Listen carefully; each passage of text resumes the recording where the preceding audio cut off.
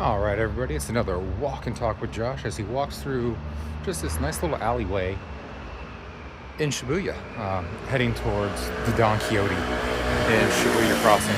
So let's talk tariffs. First and foremost, everyone up in arms about the switch to and tariffs and stuff like that. That is, for us in the US, the least of our worries when it comes to tariffs. Definitely a lot of things, more than video games, are going to go up in price, and that's just straight up unfortunate. I'm not big on tariffs, and I'm not going to get too political because it's not a political channel, it's a video game channel.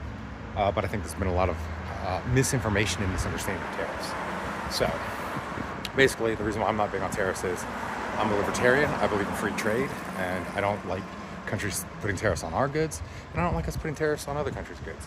I don't like it because the manufacturer, the company, the country, they don't pay the tariffs.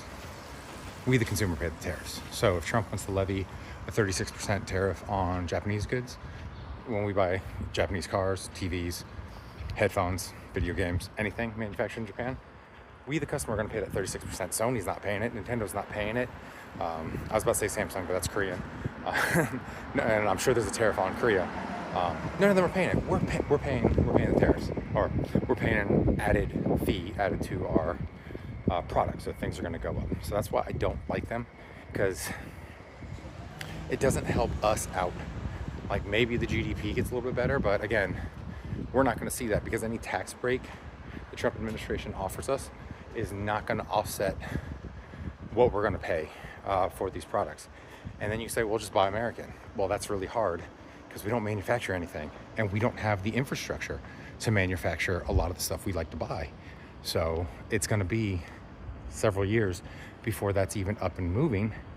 And even still, it's going to cost more money because unions and things like that, we pay higher wages here. So it's going to cost more to manufacture. So the price of those items will be more expensive here. So, I mean, in the end, with tariffs, we lose, because if we're allowing cheaper foreign goods to come in, we as the consumer can say, hey, we want those cheaper goods.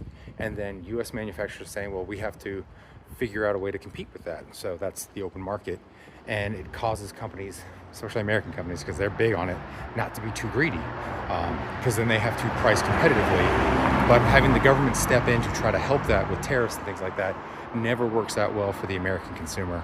So yeah, that's what tariffs do. It just drives the price up for everything.